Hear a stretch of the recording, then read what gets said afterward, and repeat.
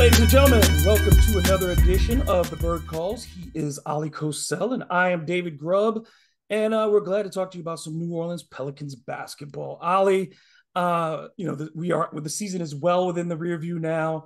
We are in deep in the NBA playoffs, but the Pelicans' work still continues, and part of what we saw not only from David Griffin's conversations about what he wanted to do this offseason, in evaluating this team top to bottom. But as we look across the landscape of the NBA, a lot of teams are reevaluating themselves internally and making decisions. I mean, we look at what Milwaukee did in releasing their coach Mike Budenholzer, who, I think you and I agree, when they won the championship, we thought he was going to get fired if they hadn't won the championship that year. And for him to have survived, we saw this with him in Atlanta, the 60-win seasons, early exits. They moved on. Bud was in that position prior to the championship, a lot of early losses in the playoffs for a team that had won 60-plus games. And I think teams, and even what you saw Majiri in Toronto, letting go of Nick Nurse, a very accomplished coach with a championship. What 4 of the last 5 champions have changed coaches. And I think what we're seeing is teams are looking at, ultimately, can their coach utilize their players well? Because the skill sets are so disparate between starters and reserves in the NBA now.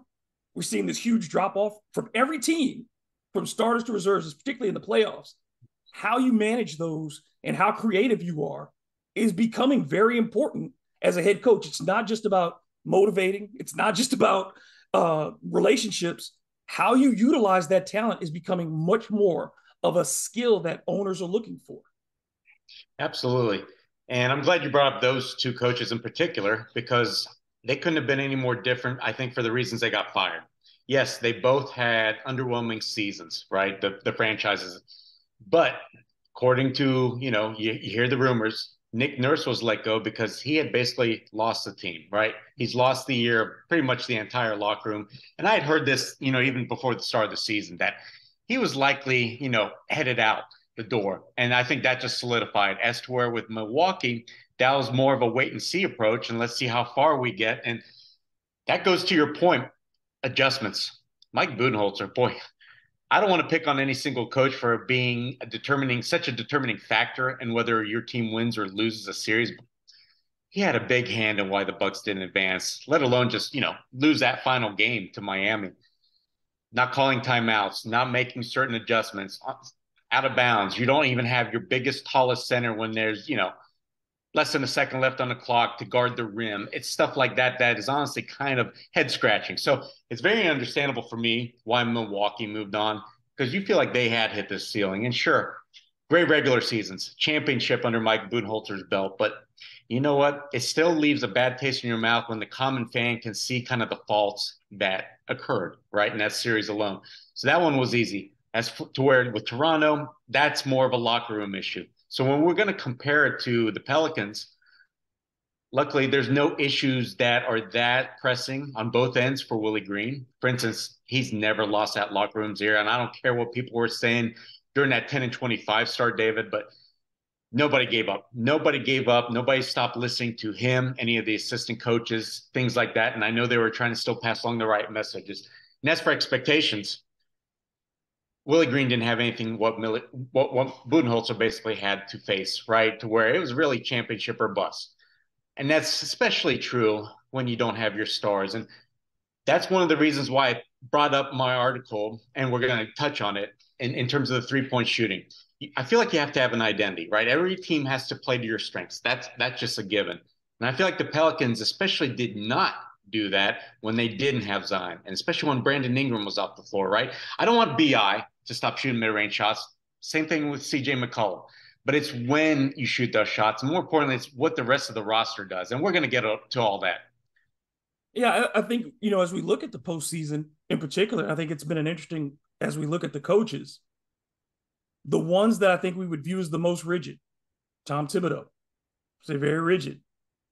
The Knicks not looking great in the second round series against the Miami team that's had to adjust to the loss of Tyler Hero, that's had to adjust to certain players not being in the rotation, has utilized Kevin Love in a different way since he came down to that team. And I think that's what you look at the keys to Miami's postseason success for a team that probably shouldn't be where it is. that's probably going to make another trip to the Eastern Conference Finals with a roster that you would say is not one of the two best in the East. I don't think anybody would say that. No way. And then you take a look at what we just saw this afternoon with Philadelphia and Boston. Same thing. Doc Rivers, a guy who has 2 finals appearances, but hasn't made one in a decade. Essentially, we're looking at now. It's been a decade essentially since that last trip with Boston. Couldn't get there with the Clippers. Never made a conference finals with the Clippers. Hasn't made a conference finals with the 76ers. And now they're down. In a situation. I mean, now they've even had series of 2 games apiece. But I would still say Boston probably is the favorite in that series to close that one out. And then when you look at the West with Denver and the Suns, Monty Williams, the problem that people have with Monty at times still is his lack of ability to adjust to adverse circumstances. Not his relationships with players, but it's mentally, where is he making his adjustments? And I think Denver, what we've seen with Mike Malone this year, is that he has figured some things out in the postseason that Denver really didn't do well during the regular season in managing those non-Jokic minutes. It's been a little bit more of a struggle against Phoenix, but I mean, that's a better team. But they've looked much better than we've seen in previous postseasons out of the Nuggets. I think as for Willie Green now in this situation, I think the biggest question we've had over the last 2 seasons is, could the Pelicans get past him reaching them and get to an identity? And they still don't have one on either ends of the floor, really. Right. I know that you could point to defense, especially this season, that the Pelicans made strides in, and they didn't stop people per se. They weren't always good on the ball to where their strengths are. For instance, like when you've got Herb Jones, Dyson, Jose, and all this, you still seem like they could have done better, right? Because we knew, right, they're not going to defend the paint. You've got Jonas down there. You've got Billy as his backup.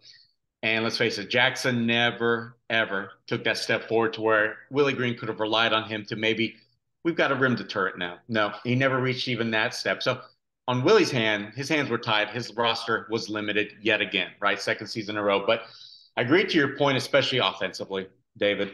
And look, when you've got Zion Williamson, and I feel like, to me, and this is something that I started echoing, a couple of weeks after he sustained that hamstring injury against Philly, to where I felt like the team fell into a lull, particularly because they became so reliant on him, right? Creating, scoring, you name it, to where when he went out, they kind of didn't know what they were going to do, right? I know CJ McCollum tried to carry the team, but by then I think he had pretty much had his finger injury.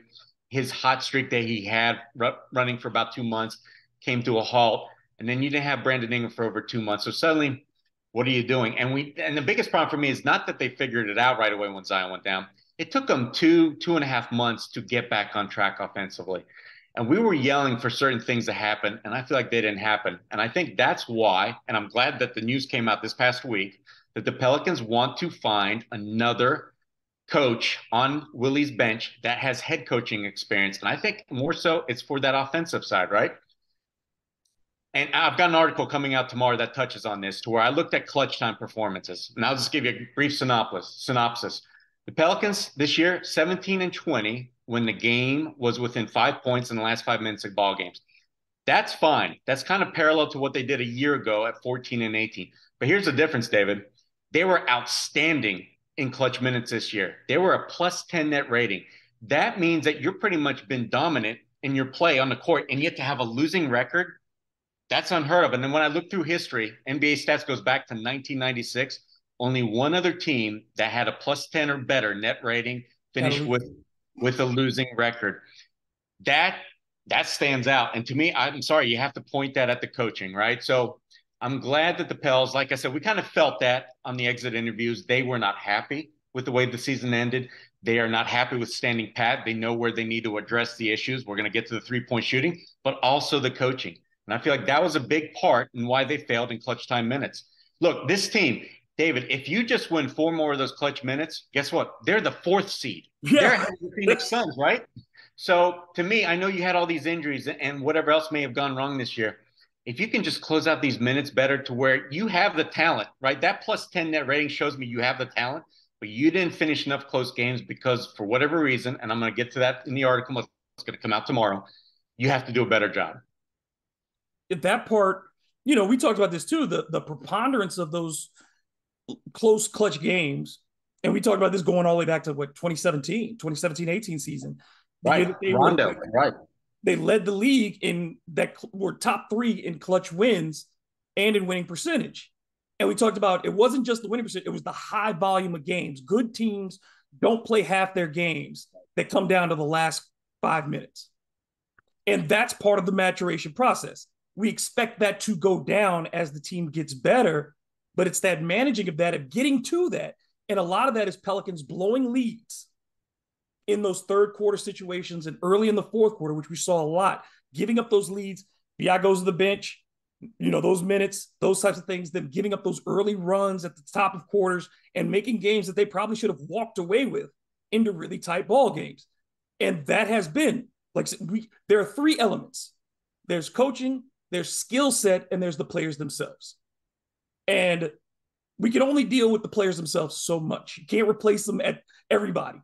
So you have to look at the strategic things that your team is doing and the skill sets that you're giving them or that they're bringing to the table. And I think that there's just been this consistent mismatch of the skill sets and what Willie Green who Willie Green is willing to trust. And sometimes the guy you're willing to trust does not have the skill set that you need at that moment. And we'll see sets, and the shooting goes into that directly, of sets with not enough shooters or not enough guys who can move or not enough guys who can think offensively, and it really bogs this team down. Here's my thing. He tried to go small almost every single minute of clutch minutes this season, right? When Larry was healthy, he was playing. When he wasn't, he was trying to turn to either Jackson or combination of Dyson Daniels, Herb Jones, right, manning the center, you name it. It wasn't successful. And the reason for it was because what you just nailed. They didn't play to their strengths. When Larry was healthy, I feel like this team did, right? Earlier in the season, you had BI, you had CJ largely out there. You had Zion too, let's face it. So you had a preponderance of options when you're the coach on what to do. And then once those options start slipping, I didn't see adjustments to it. And look, you can point to, okay, the Lakers lost early in the season hurt, right? Dyson Daniels missing a couple free throws, Matt Ryan making the corner 3, but that's when the Pels were healthy. Same thing with the Utah Jazz. They had a couple last minute losses to them that really bothered me, and then you can go up and down the rest of the schedule. There was a loss in Houston, right? Jabari Smith making the 3. You had a close loss in Miami that I think you should have walked away with. There was one in Orlando. And there was probably at least another handful, right? And not even that. It's the losses to where you gave up in the fourth quarter substantial leads. I remember being up in Cleveland. Pels had an 8-point lead against the Cavaliers in Cleveland. They had a similar lead against the Warriors in the second half where it was kind of a must-win game. And you can point to so many of these, David. And like I said, I didn't see to where there was an adjustment made by the coaching staff to what you have available to either stem the tide or play to your strengths to where it's given you a chance, right? So I know that the Pelicans roster woes, they need to be improved upon. Look, Larry Nance is great, but when he's hurting, you can't count on him, right? So smartly, I know that Willie Green didn't turn to him like against the Minnesota Timberwolves, right? That final game. But what are you going to go to instead, right? And I feel like there was just nothing there, whether it's from a roster standpoint you're not comfortable with, or to, okay, well, I've got to do something. So I didn't see anything there, or like I said, another matchups. So I know I'm with you. If you're a good team, you want to avoid clutch time minutes. You want to avoid these, let's face it, it's a 50-50 chance at a win or a loss. But sometimes you're just going to be stuck in those games. So your best bet then is you got to win those games. And I just don't feel like I saw enough from the Pelicans to where it felt more like desperation. So yeah, bless CJ McCollum's heart for trying on the bad shooting finger too. And I know fans got on him, but at least he's hoisting up shots, right? Whether they were good or bad. Brandon Ingram trying to do what he did. But you have to have more than that. You can't rely upon one guy. You need to have something that you can turn to as a team that works. And I can't honestly recall when Zion went out of the lineup, and especially when Larry wasn't available, healthy, to what this team could do, that they could do well and trust it, right? I mean, you knew what you got, the individual pieces. You know where BI's going to get his scoring from, David, CJ, Trey, how to find his shots, did a much better job. Herb started shooting the ball better. But like I said, those clutch time minutes, David, I just got to shake my head. They should have done better. One of the things that has bothered me, and I'm sure we'll talk about this after the article comes out because we're going to do another one of these later this week, but the lack of utilization of Jonas in those final 5 minutes. Thank you. Yeah. Yeah. Pelicans were the worst rebounding team in clutch minutes, right? You could have at least tried to stem that by playing him. He didn't play, right? And offensively, I think you see that when you take him off the floor offensively down the stretch, and we see the Pelicans go to this over reliance on one guy. It's going to be either Bi takes all the shots down the stretch, or if you're getting a shot. I mean, we saw in let's take the Oklahoma City playing game for an example. That's all Bi down the stretch, and that's not good. And that's because that's coaching is creating a hero ball situation. You should never be in a situation where your other players on the court get one shot in the fourth quarter. That just shouldn't happen. Not your starters. They're there because they're supposed to be able to perform. And I think when we talk about getting another coach on the sideline, and that's something that we talked about before the season began, that Willie needed to have a veteran coaching person around him that he could trust. And I think people assume that means that they have to take that head seat. That lead assistant seat. No, that doesn't necessarily mean it. You can be a former head coach and be a head strategist, but not be the associate head coach. And even if you do, you can add as many associate head coaches as you want. Your payroll doesn't say you can only have 2 or 3 or whatever. If they want to add 4, 5, 6, I don't care. If it helps Willie Green feel more comfortable, gives him better understanding of what he needs to do, and allows this team to be better. I think people need to, not worry about the hierarchy behind Willie. It's about what can he draw from those coaches and get results. Right. And the reason you want to look at something like, 3-point shooting is the fact that when you've got an ultimate weapon in a certain area, like Zion in the paint, Bi, or CJ from the mid-range, okay, you can kind of know where you're going to rely on when the offense bogs down or you need a basket.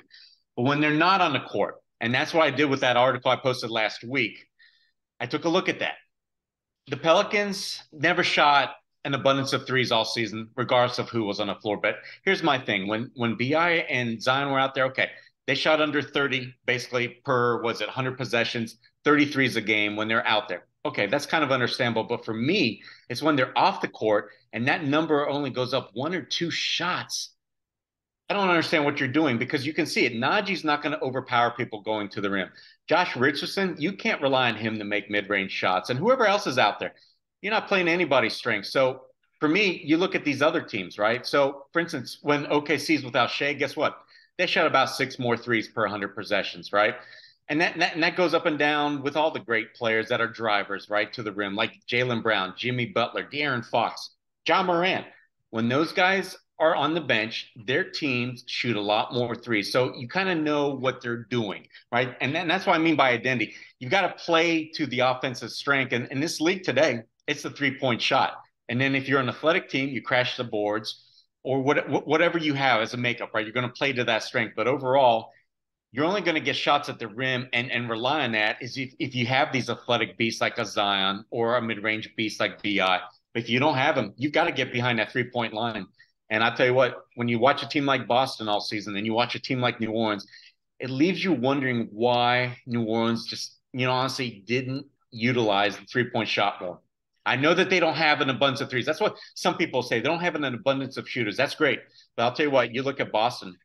I know that Al Horford can make them, but you look up and down their roster, they basically, if they were open, whoever was out there, they shot it. So whether it's, Grant Williams, and I know he had a decent season for the most part, but almost anybody, they're shooting that open 3. The Pelicans didn't do it, David. And that to me is, I feel like that's the next step for just this offense alone. And that to me points to the coaching. I feel like they didn't take that step at all this season over an 82-game schedule, especially when they had the key guys out. I hope that changes this summer. Yeah, the 2 things that you notice the most when you just look at the Pelicans offensively all the time is, A, the shots are always above the break, which means that that's not the result of passing. If your shots are coming from the exact same spot all the time, that means that's where you are. That's not where the ball went. And I think that you see that. The 0.5 has not taken hold yet. Whatever that is going to be, the ball doesn't move like that. The Pelicans are not a crisp, quick passing team. They are occasionally an early shot team, but they are not consistently a quick passing team. CJ is a ball stopper. Bi can be a ball stopper. Najee is a ball stopper. You're talking about guys who, when they get the basketball, it's not, going to go out of their hands quickly. And I think that hampers the Pelicans. And then on top of that, how long did it take the recognition of knowing that Herb Jones was not supposed to be the guy standing in that corner on the front side?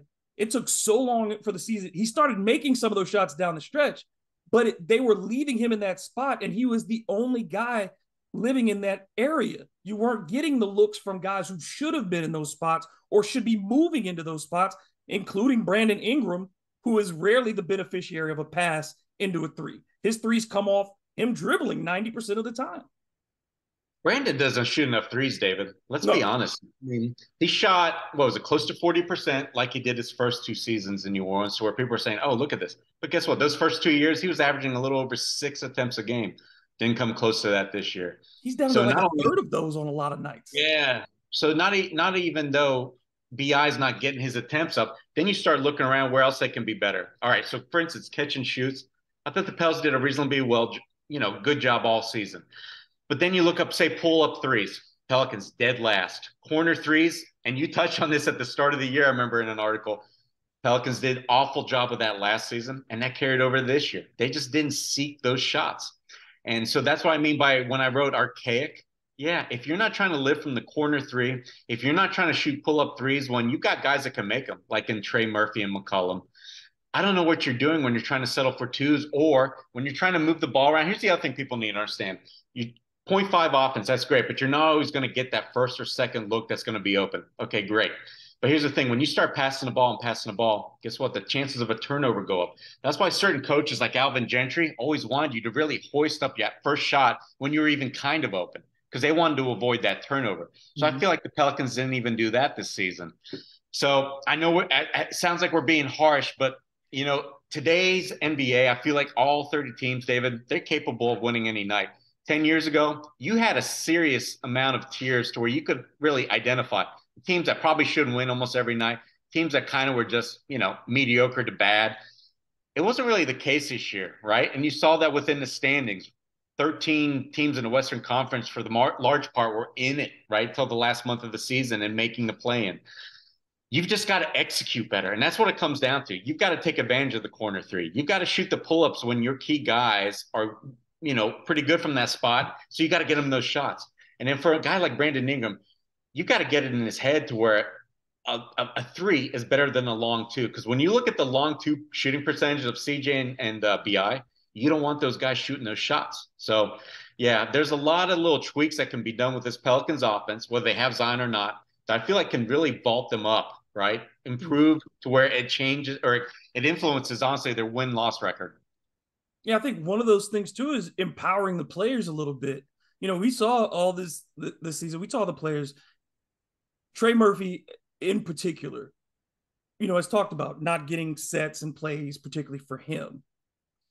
Yeah. I think particularly early in the shot clock, and this is something that you and I have harped on a lot, is the priority in the way that the Pelicans run the offense. They don't look for the secondary guys to empower them offensively. They are utterly dependent on that last half of the shot clock or transition. If your bench players are only getting shots at the end of the shot clock and in transition, I think that hurts you when you get to the playoffs because they are the reason I think the Warriors consistently get that from their bench and those types of things. Gary Payton has played minutes where he's gotten to be the lead scorer. Those guys, Andrew Wiggins has had minutes where he's been the lead scorer. The Pelicans have to do that with Trey Murphy. Trey Murphy should be a guy who scores 20 points at least once out of every 4 games going forward in his career. I want him to get the shot attempts. And, I was decrying this back, I think in January in an article to where I looked at, Trey Murphy, when he shoots this amount of threes, guess what? The Pelicans win whether he makes them or not. Yep. And get this, the season ended. Pelicans went 20-5 when he attempted 8 or more threes. So, David, how many wins did the Pels have this year? 42. So almost half of them, they won when Trey attempted 8 or more threes. When he just gets double-digit shot attempts at all. Yeah, that should always happen, right? Right. When you have such an efficient player as Trey, it's not just the threes that make him efficient, right? He's a great finisher. He can get to the free throw line, and he makes his free throws. There was only, I want to say, 4 or 5, you got to check my article, but 4 or 5 other players that finished with a higher true shooting percentage that played on the perimeter. I remember a couple of them, right? It was Kevin Durant, Steph Curry. I want to say Austin Reeves and Luke Kennard were in there too, but when you've got a guy that's that much money, you've got to find him. So yeah, it was painful to hear. What was it? I want to say even as late as March, we're hearing, okay, he's just got to find his offense within the offense. I'm glad that started to change, sometime in March and definitely the way the season ended in April, to where, the shots were ending up in his hands, right? He was getting the ball, shooting them up because I want to say he averaged about 20 points per game from March 1 on. But that only happened because after all those months where we're left scratching our heads, why's Trey got 6 shot attempts this night, 8 shot attempts, right? That's not allowed to happen moving forward. No, and whether they add, it's never as simple as we need to add more shooters. Where are those guys hanging out? Yeah. It's about how you maximize what you do have. And if Trey's not getting 8 3-pointers a game generally, like think about that. That's two a quarter. That's 2 a quarter. That's all you're talking about. And you're going to get some in transition, right? You're going to get some off of offensive rebounds, right? So really, it's just you're trying to find 4 or 5 and catch and shoots, right? That's not hard. And you just don't want them to have to be 5 feet behind the line every time.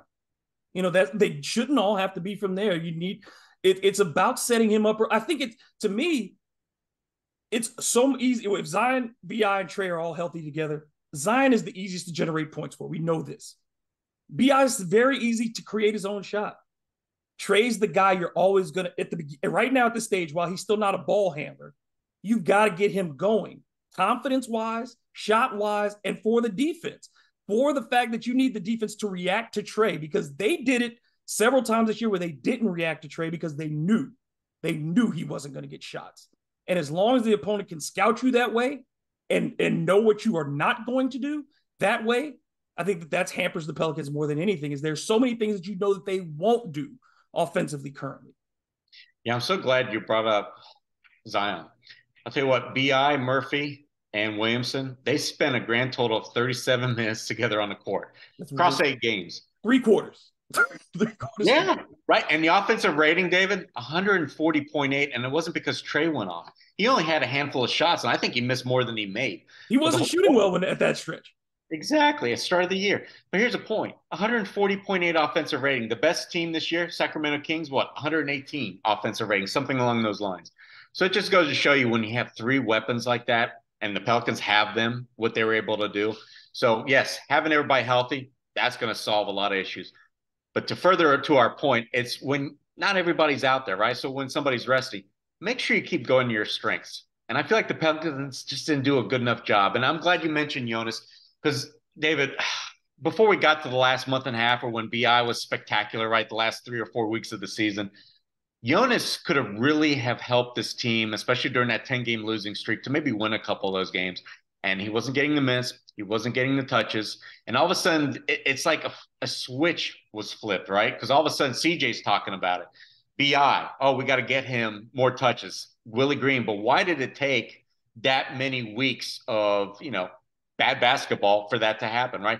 Stuff like that can't happen anymore. You have to now understand where your strengths are. And you go, okay, if plan A is not available, you go to plan B, plan C, right?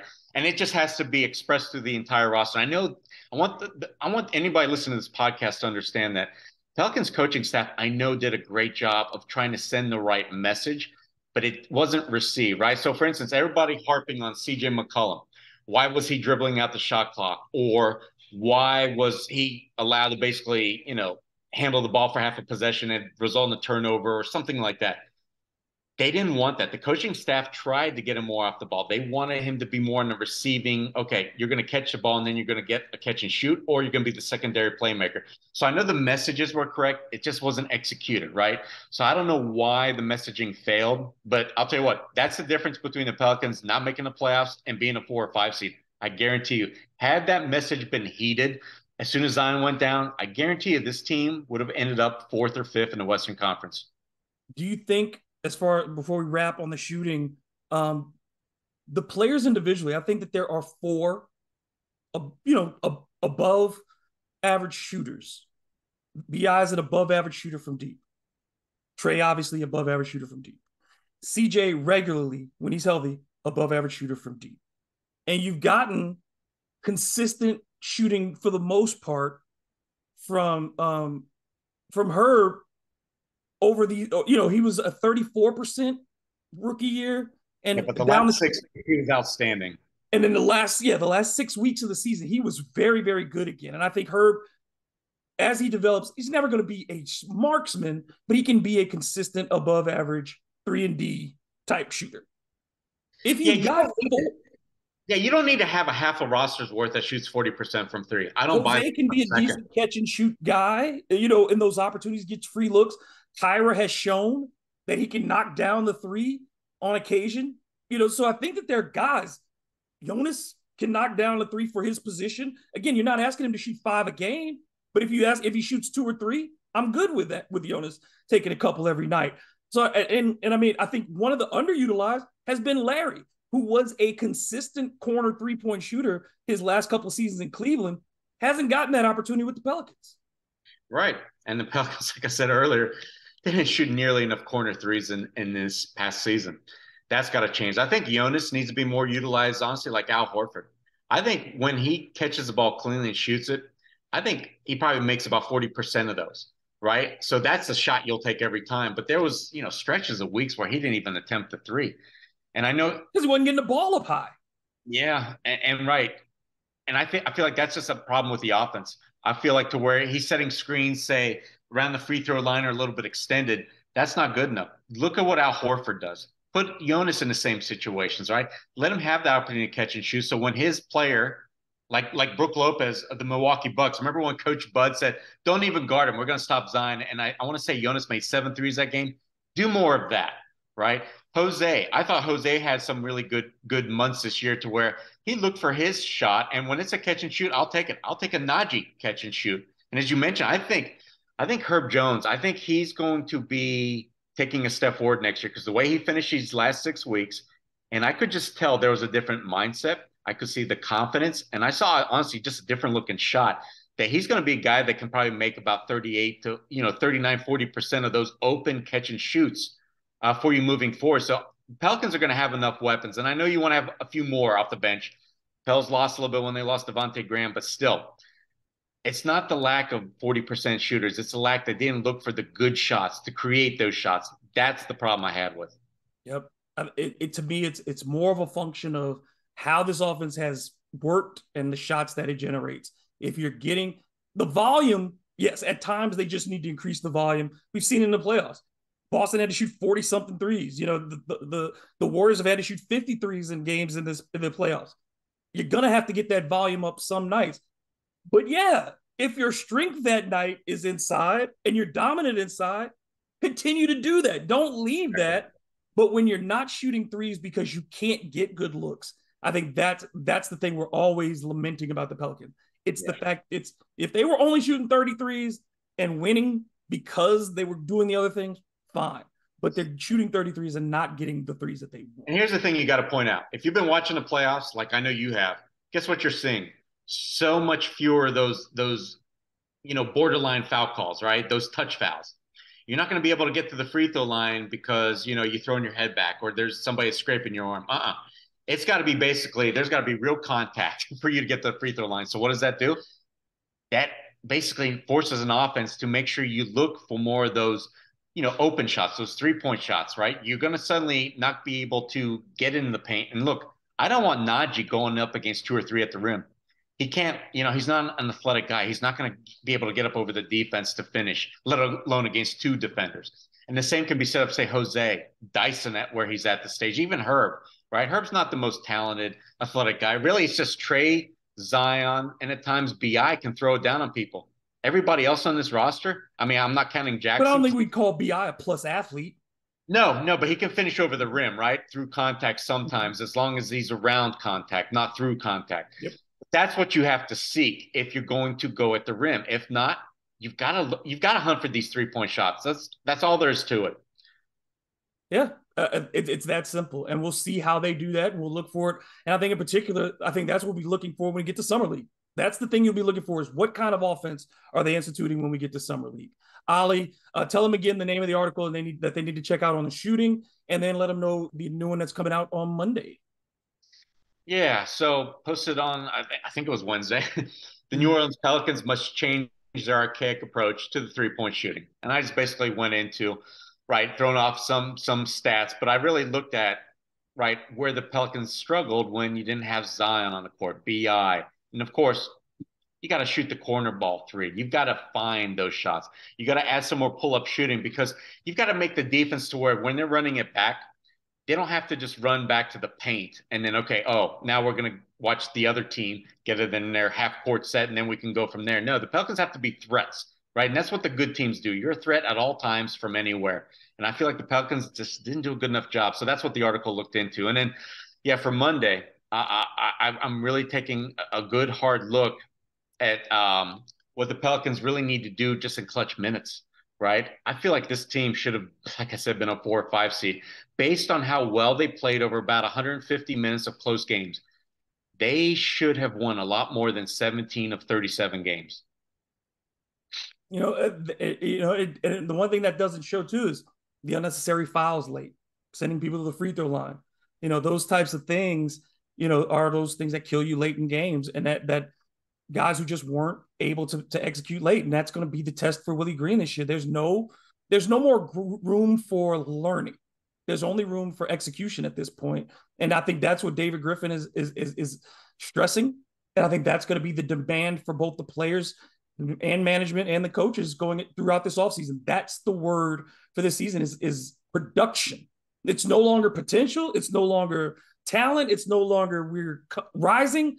You look around this league and you see how quickly windows open and close.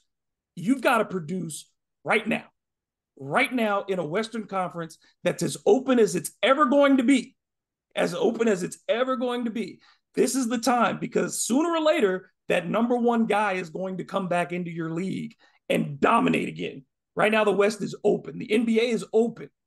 Take your shots now, because this is your chance. And I think David Griffin knows that. He knows if they don't get it done now, if they don't get into that upper echelon now, it's not going to happen in 2 years. Yeah, and we're seeing the right messaging, right? So the search for another experienced coach on Willie Green's bench. For instance, Trey Murphy, as I mentioned in the article, said on the JJ Redick podcast, talking about how his exit interviews, Willie Green said, okay, they want him to finish, right? Work on his finishing, getting to the rim, shooting threes. But he also mentioned that's what is expected of the entire team. That's how they want, basically us to play. That's the most efficient way to play.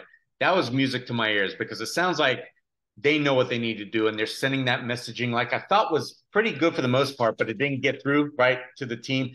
They're stressing it more so than ever this summer. So hopefully, David, we'll see a nice jump up next year. Yeah, let's close on that. Areas they need to be better at. Yeah. I thought the messaging this offseason, and we'll see. Again, we will see what happens. But it was uniquely different from the last 2 years, where I felt like the players came in and had their own ideas of what they wanted to do in the offseason. But that organizational direction was not as focused. Because we talked about them going to work out with Drew the first year. Then we talked about them going to work out in this place and that place. As them, now I think you're seeing more the organization stepping in and saying, no, we have to put a firmer, not a strong, forceful hand, but a firmer hand on what these guys do in the offseason, what our expectations are of them, and what we expect from them when they come back. And I think that's key to a winning organization, and we had not seen that consistently in the past. Yeah, you've got to get the most out of your team on every possession on both sides of the floor. I feel like they tried to do and did a pretty good job defensively, right? You don't have a rim deterrent. And Jonas, they did a pretty good job, right? Top 10 defensive rating, offense or defensive rating, but offensively, no, they didn't do it. Nope. Again, we weren't negative. We're just talking about what we see. And I think we're looking forward to a lot of the things that we will see in this offseason. So please check out thebirdrights.com. Again, we want to thank you for sticking with us while we make these changes and upgrades to the site. It's going to be worth it. Believe us, this entire offseason. And continue to check us out on the Bird Calls on YouTube, support the website, support the podcast, and we'll be bringing you more throughout the offseason. Until the next time, he is Ali Cosell. I am David Grubb, and this has been the Bird Call.